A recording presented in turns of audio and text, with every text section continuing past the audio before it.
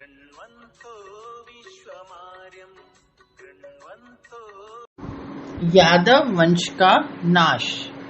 श्री कृष्ण ने अपने जीवन का उद्देश्य अपनी आंखों के सामने पूरा होता देख लिया। महाभारत के युद्ध के पश्चात 36 वर्ष यह और जीते रहे। युद्ध के क्षतियों को इस दीर्घ समय में देश की नैसर्गिक शक्ति ने पूरा कर ही लिया होगा। इस विषय पर महाभारत द्वारा कोई प्रकाश नहीं पड़ता। हमारे विचार में महाभारत कार का इस ग्रंथ की रचना का उद्देश्य अश्वमेध पर आकर सिद्ध हो चुका है। काव्य शास्त्र के नियमानुसार काव्य की समाप्ति सुखांत होनी चाहिए और अश्वमेध पर महाभारत की समाप्ति सुखांत ही है, परंतु न जाने क्यों आगे के पर्वों में शोक की, दुख की, निर्वेद की पराकाष्ठा पाई जाती है। महाभारत का यह भाग सर्व संहार वस्तु पात्र के प्रलय का रोमांचकारी दृश्य चित्रित करने के लिए लिखा गया प्रतीत होता है। संपूर्ण महाभारत में अध्ययन के जो उत्साह, प्रवृत्ति परक धर्म की लगन पैदा होती है, वह अंत के पर्वों में सब पदार्थों, सब वैभवों को नाशोन्मुक्त देखकर उत्साहहीन निष्कर्म ही में परिवर्तित होती जाती है। नाश होने वाले कुलों में यादवों का आपस में लड़कर नष्ट हो जाना एक हेतुयुक्त घटना है। जब तक जरासंध का डर था, तब तक यादव योद्धाओं में परस्पर प्रेम था, सुशीलता थी, सज्जनता थी, सहृदय भाव था। द्वारवती में सुरक्षित होते ही धीरे धीरे इनका जीवन भोगमय होने लगा। निर्भीकता आलस्य लाई। युधिष्ठिर के साम्राज्य ने इन्हें और भी निश्चिंत कर दिया। स्वतंत्रता का जो प्रेम पहले राष्ट्र की रक्षा में उपयुक्त होता था, अब राष्ट्र की रक्षा के लिए प्रयत्न की अपेक्षा न रहने से उस स्वतंत्रता प्रेम का उपयोग आपस में कलह, व्यक्तिक जीवन की उदंडता, सामाजिक नियंत्रण के विरुद्ध विद्रोह, राष्ट्र के नियमों के खुले अतिक्रमण में होने लगा।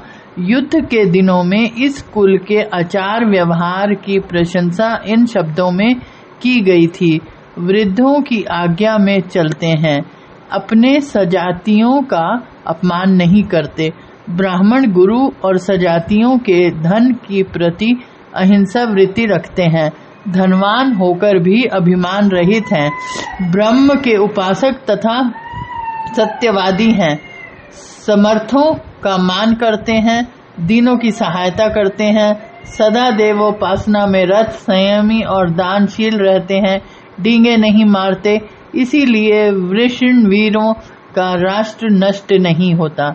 इसके विपरीत 1/4 शताब्दी ही के अंतर पर हम वृषण कुमारों को ऋषिगणों का उल्टा उपहास करते देखते हैं। एक पुरुष के पेट में मूसल बांध ऋषियों से वे पूछते हैं, इस देवी के लड़का पैदा होगा या लड़की?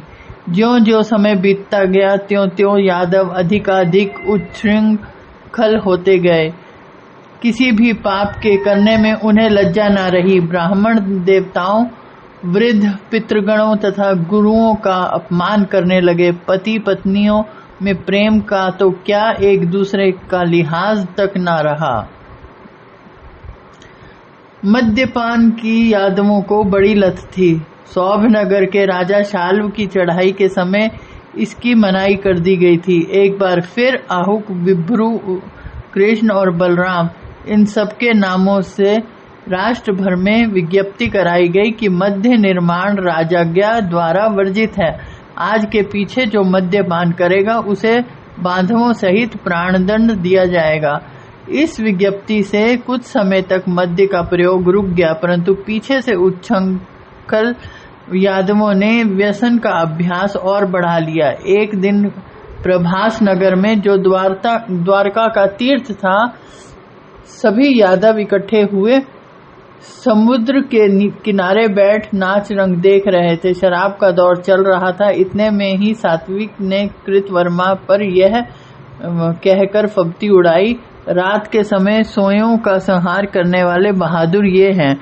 प्रद्युम्न ने इस फब्ती को दोहरा दिया। कृतवर्मा ने उत्तर में कहा, योगावस्थिर सिर काटने वाले ये हैं। सात्विकी अपने आपे में तो था ही नहीं। उसने झट तलवार उठाई और कृतवर्मा का सिर काट कर रख दिया।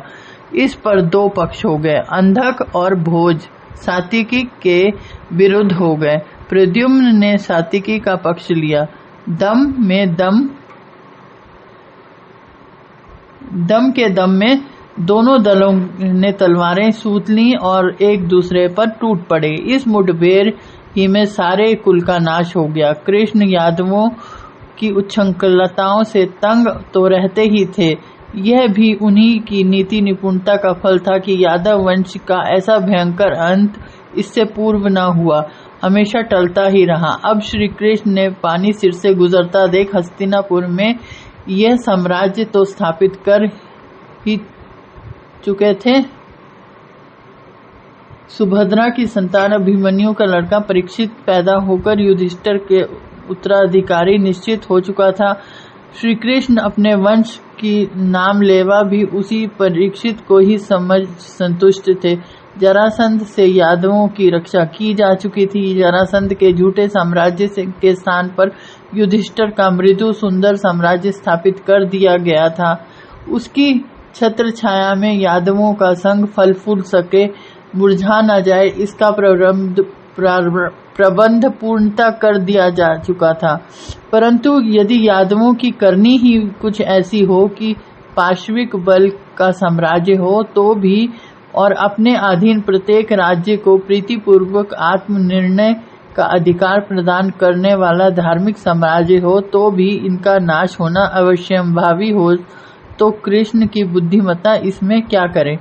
इस प्रकार का एक अंश में पूर्ण सफल और दूसरे अंश में पूर्ण निराश, अर्थात दोनों अंशों में पूर्ण प्रयत्न कर संपूर्ण साध्य संकल्पों से निवृत्त हो श्री कृष्ण ने वानप्रस्थ ले लिया और ज्ञान ध्यान में मस्त रहने लगे। इस अवस्था में एक दिन किसी दूर खड़े शिकारी के तीर से घायल हो प्राण छोड़ने को उद्यत ही थे कि वह बेचारा भ्रांति का मारा चरणों में आ पड़ा। उसे पश्चाताप था कि किस महात्मा को मृग समझकर उसके पवित्र प्राणों का घातक हुआ हूँ। श्री कृष्ण ने हंसते हंसते उसे अभयदान दिया, उसका अनजाने में किया गया अपराध क्षमा किया और इस उदारतम मनोवृत्ति को धारण किए हुए प्राण त्याग दिए। यह मनोवृत्ति उनके अपने कहे गीता के आदर्श के 16 आने अनुकूल थी। वे पूर्ण स्थित प्रज्ञ थे। जिए तो शत्रुओं पर विजय पाते रहे, मरे तो मृत्यु पर विजय पाई है। क्या सचमुच श्री कृष्ण की मृत्यु हुई? वे तो अमर हैं। इतिहास के पन्नों में, भक्तों के हृदय में, देश विदेश की पीढ़ी पर पीढ़ी चल रही देवमालाओं की अद्भुत कथाओं में श्री कृष्ण अमर हैं। भारत की संस्कृति के साथ साथ राजा प्रज्ञा दोनों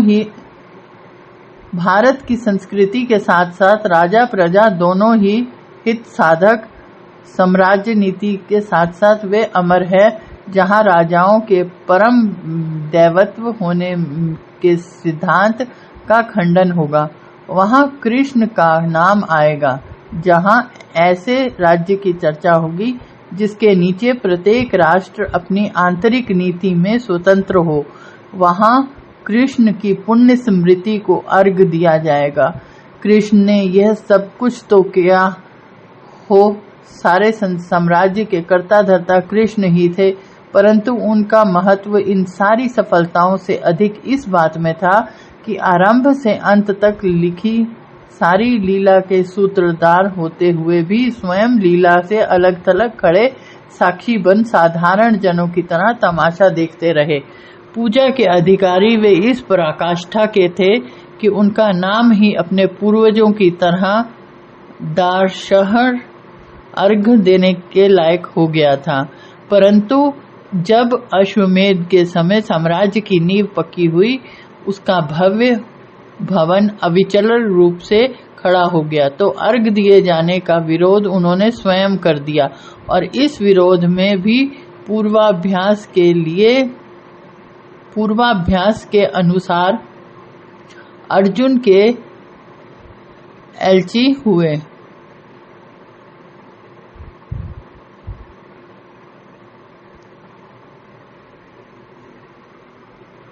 अर्जुन के साक्षी हुए। निर्मम होने का श्रेय भी तो नहीं लिया। यह वास्तविक निर्ममता की पराकाष्ठा थी। यदि फिर शिकारी को अपने प्राणों की हत्या के लिए क्षमा कर दिया हो तो इसमें आश्चर्य ही क्या है। क्षत्रिय के लिए वन में मरना उतना ही श्रेयकर है जितना रण क्षेत्र में। शस्त्र अनुसार यह गति भी वीर गति ही है। अर्जुन ने उनके देह का दाह कराया। चंदन और विविध प्रकार के सुगंधित द्रव्य चिता पर डाले गए।